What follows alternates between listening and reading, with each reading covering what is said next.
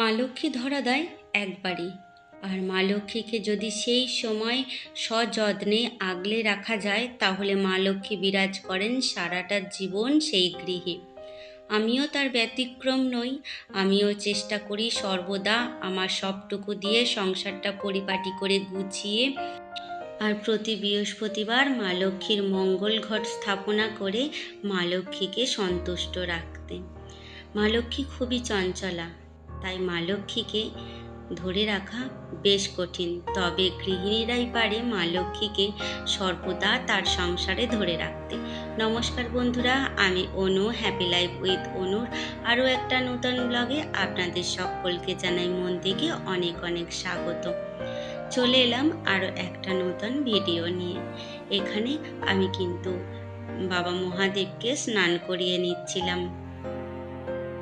বাবা মহাদেব আমাদের বাড়িতে পারদ শিলারূপে রয়েছেন, তো বাবাকে সন্তুষ্ট করতে যতটুখানি পারি মনের ভক্তি নিয়ে সেটুখানি করলাম। আর এখানে মা লক্ষ্মীর ঘট স্থাপন করে নিলাম। যেহেতু আমি মা লক্ষ্মীর আসনটা একটু উঁচুর দিকে রয়েছে, তাই এই বেদিতেই মা লক্ষ্মীর ঘরটা স্থাপন করে নিয়ে তারপরে ওপরের দিকে তুলে রাখি মা লক্ষ্মীর কাছে। আপনারা হয়তো বেদিটা দেখে বুঝতেই পারছেন এটা আমার মায়ের বেদি।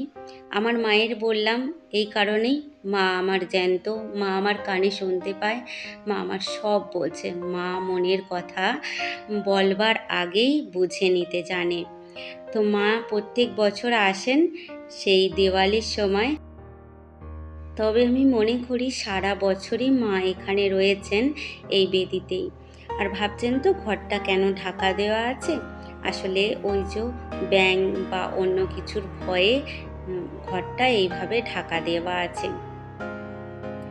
আর এখানে পুজো মোটামুটি আমার হয়ে গেছে, তবে মা লক্ষ্মী নিজ গুণে কৃপা করুন, নিজ গুণে ক্ষমা করুন। ভক্তিহীন জ্ঞানহীন তুচ্ছ মানব আমি, যেটুখানি পারলাম সেটুখানি করলাম। আশা করি মা লক্ষ্মী এতেই সন্তুষ্ট হবেন। আর এখানে তুলসী গাছটা বসিয়ে নিয়েছিলাম, বলেছিলাম তো যে তুলসী গাছটা নষ্ট হয়ে গেছে।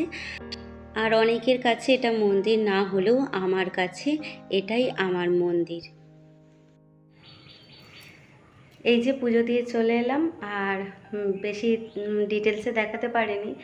আর ওই যে টুকটাক যেটুখানি পারি যতটুখানি পারি করলাম। আর আজকে যেহেতু বৃহস্পতিবার ছিল, তো সমস্ত কিছু করতে ভীষণই বেলা হয়ে গেল। এরপরে রান্নাবান্না আছে।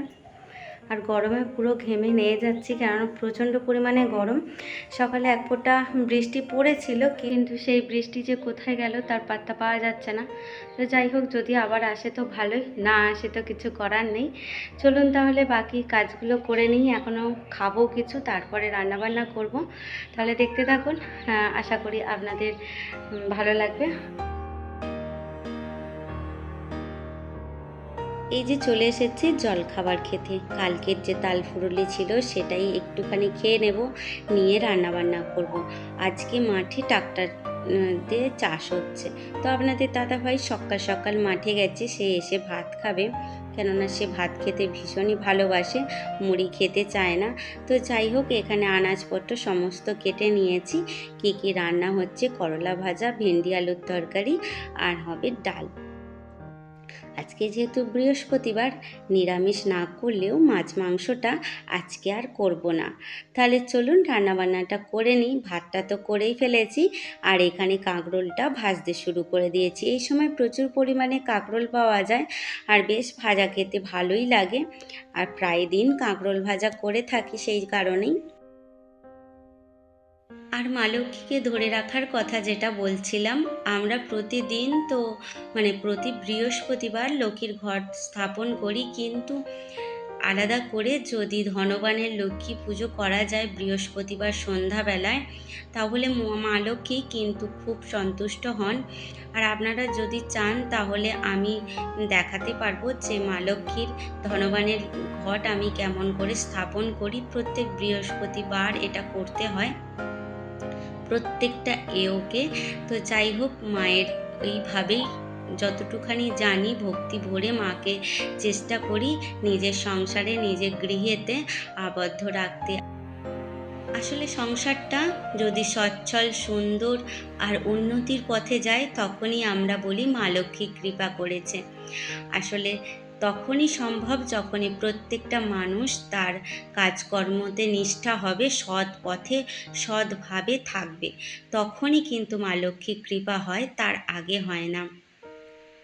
কেননা আমরা যদি কর্ম না করে বলি লক্ষ্মীর কৃপা পাবো, তাহলে কখনোই সেটা সম্ভব নয়। নিজের কর্মটা দৃঢ় করতে হবে, নিজের ধৈর্য ধরে নিজের সৎ পথে রোজগার করতে হবে, তবেই গিয়ে মা লক্ষ্মীর কৃপা পাওয়া যায়। আর এই যে রান্নাবান্না করতে অনেকটাই করে ফেলেছি, আপনাদের সঙ্গে অনেকটাই কথা বলতে বলতে। তো যাই হোক, মায়ের নিয়ে এত কথা বললাম, যদি কোনো কারণে কোনো অংশে ভুল ত্রুটি করে থাকি তাহলে আপনারাও নিজ গুণে ক্ষমা করে দেবেন, আর মায়ের কাছেও করজোড়ে ক্ষমা চাইছি। এখানে ভেন্ডি আলুটা করে নিচ্ছি, আর কুকারে তো দেখতেই পেলেন ডাল সিটি দিয়ে নিয়েছি। আসলে টকের ডাল করব।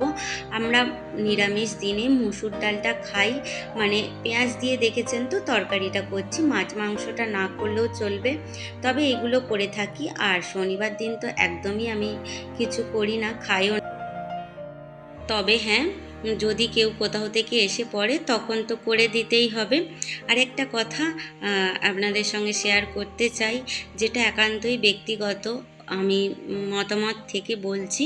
প্রতিদিন আপনারা যদি হরে কৃষ্ণ হরে নামটা লেখেন, মানে এক ধ্যানে যতটা পারবেন, এমনিতে তো যতটা সম্ভব করা যায় একটা খাতায় লাল কালি বা সবুজ কালিতে শুধুমাত্র হরে কৃষ্ণ কৃষ্ণ কৃষ্ণ হরে হরে, হরে রাম রাম রাম হরে হরে, এই লাইনগুলো লিখে যাবেন বারবার, যতক্ষণ আপনার মন চাইবে। 1008বার বা এটা তো করতে পারলে খুবই ভালো। যাই হোক, আমিও চেষ্টা করে চলেছি যে যতবার পারি, যত বছর পারি এই নামটা লিখতেই থাকবো।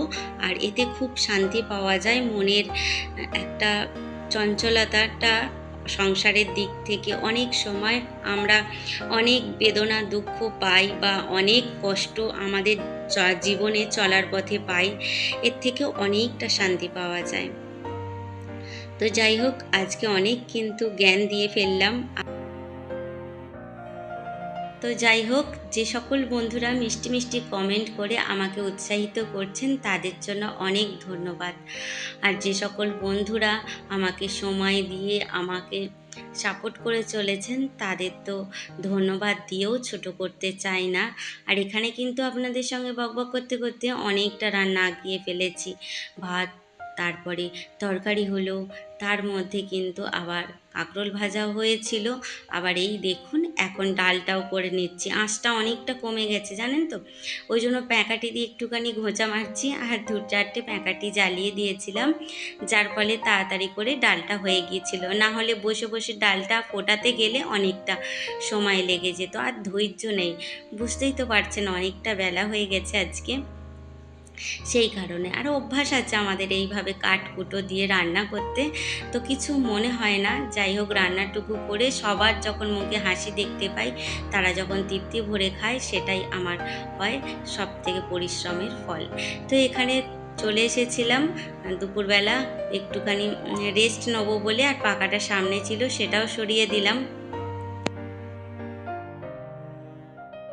সারাদিন প্রচুর কাজকর্ম থাকে, প্রচুর ব্যস্ততার মধ্য দিয়ে চলে সময়টা, তবুও কিছুটা সময় মনে হয় নিজের জন্য একটু রাখা দরকার, একটুখানি বসে নিজের মনের ইচ্ছে কাজগুলো করা দরকার। কিন্তু জানি না সেই কাজগুলো আদৌ হয় কি না, তবে মনের ইচ্ছা এই সংসারের কাজগুলো করব, জামা কাপড় পরে থাকলে গুছোবো, এই তো প্রত্যেকটা গৃহিণীর মনের ইচ্ছা।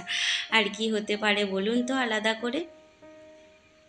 তো সেই জন্য যে সকালে পুজো করেছিলাম, কাপড়টা পরে সেটা একটুখানি হাওয়ায় মেলে দিয়েছিলাম, তারপরে এই যে ভাঁজ করে তুলে নিলাম।